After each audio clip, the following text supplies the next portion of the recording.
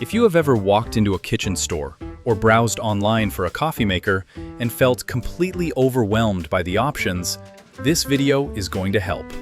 There are so many ways to brew coffee that it can feel impossible to know where to start. Pour over, French press, drip machine, espresso, AeroPress, mocha pot, the list goes on. Each one produces a completely different cup, and each one suits a different type of coffee drinker. In this video, we are going to focus on the 4 most common brewing methods: pour over, French press, drip coffee, and espresso. We will explain how each one works, what the coffee tastes like, and most importantly, which one is actually the right fit for you and your lifestyle. Before we get into each method, it helps to understand one key idea. The way you brew coffee has an enormous impact on what ends up in your cup. The same bag of beans can taste completely different depending on whether you brew it as a French press or a pour over. Variables like water temperature, brew time, pressure, and filtration all shape the final flavor. Paper filters, for example, remove most of the oils from coffee and produce a cleaner and brighter cup. Metal filters allow those oils to pass through, which creates a heavier and richer texture. Pressure extracts flavor faster and more intensely than gravity, and longer brew times pull different compounds from the coffee than shorter ones do. Keeping this in mind makes it easier to understand why each brewing method produces such a distinct result, even when the starting ingredients are exactly the same. Pour-over coffee is exactly what it sounds like. You pour hot water slowly and manually over coffee grounds that sit in a filter above your cup or carafe. The water flows through the grounds using gravity and drips out the bottom as brewed coffee. The process is hands-on and intentional, which is a big part of its appeal. Pour-over brewing typically takes between 3 and 4 minutes from start to finish, not including the time to boil water and let it cool slightly. The paper filter used in most pour-over brewers removes the oils and fine particles from the coffee, which results in a cup that is clean, clear, and bright. The flavors tend to be delicate and nuanced, making pour-over one of the best methods for tasting the unique characteristics of a high-quality single-origin coffee. If you enjoy Ethiopian or Kenyan coffees with their fruity and floral notes, pour-over is an excellent way to experience them at their best. The main drawback is that pour-over requires your full attention during brewing. You cannot simply press a button and walk away. It rewards patience and consistency, and it becomes a meditative ritual for a lot of people who brew this way. French press coffee works through immersion, meaning the coffee grounds sit directly in hot water for the entire brew time, rather than having water pass through them. You add coarse grounds to the press, pour in hot water, let it steep for about 4 minutes, then press the metal plunger down to separate the grounds from the liquid before pouring. Because there is no paper filter involved, the natural oils from the coffee remain in the cup, along with some very fine particles that pass through the metal mesh filter. This gives French press coffee a noticeably heavier body and a richer, more textured mouthfeel compared to pour-over. The flavor is bold and full, with less brightness but more depth. French press is forgiving and beginner-friendly. There is very little technique involved once you understand the basics, and the equipment is inexpensive and durable.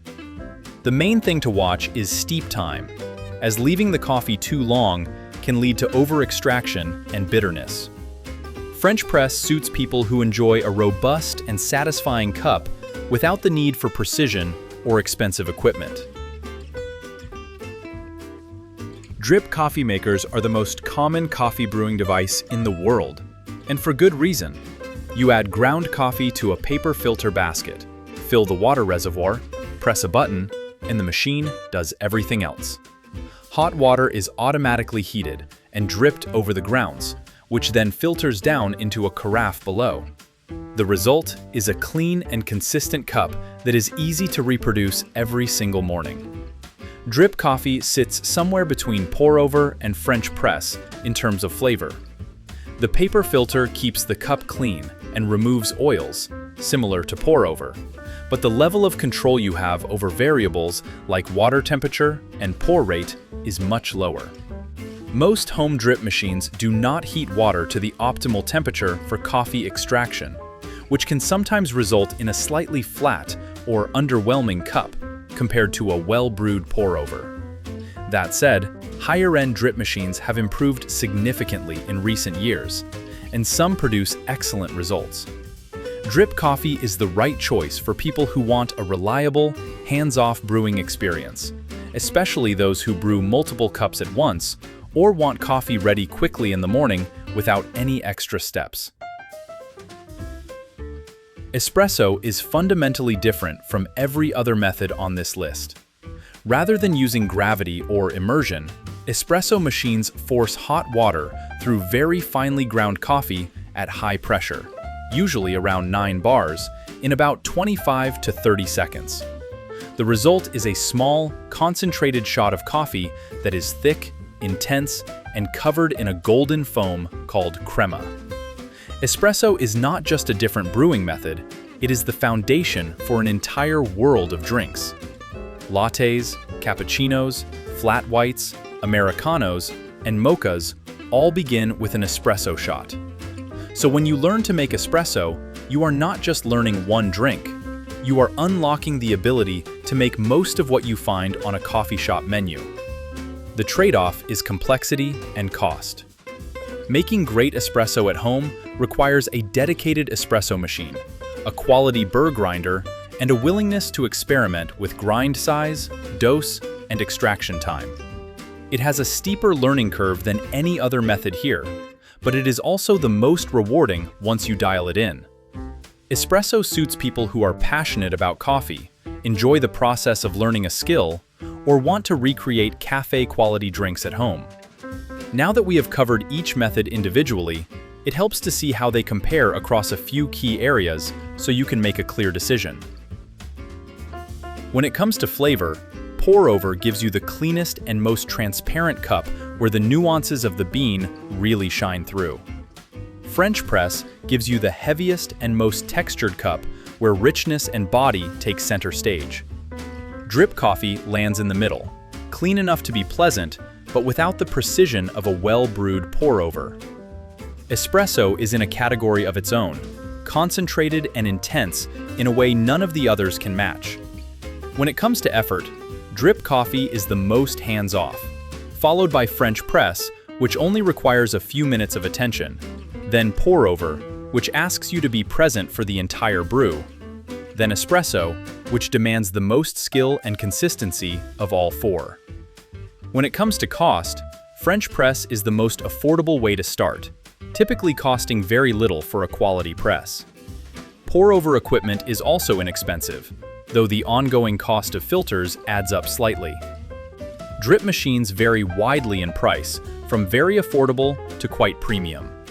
Espresso is the most expensive entry point by far, especially once you factor in a quality grinder. Choosing the right brewing method really comes down to 3 things: what you want your coffee to taste like, how much time and effort you want to invest, and what kind of experience you enjoy in the morning. If you want something fast, easy, and consistent with no learning curve, start with a drip machine. If you want a rich and satisfying cup without spending much money or mastering any technique, get a French press. If you enjoy the process of making coffee as much as drinking it and want to explore delicate flavors, try pour-over. And if you are serious about coffee and want the most versatile and skill-driven option, espresso is worth the investment. It is also worth remembering that you do not have to pick just one. Many coffee drinkers own more than one brewing method and use different ones depending on the day, the beans, or the mood. Every brewing method on this list produces something genuinely enjoyable when done well. There is no single best way to make coffee, only the best way for you. The most important thing is to start somewhere, learn the basics of that method, and let your taste guide you from there.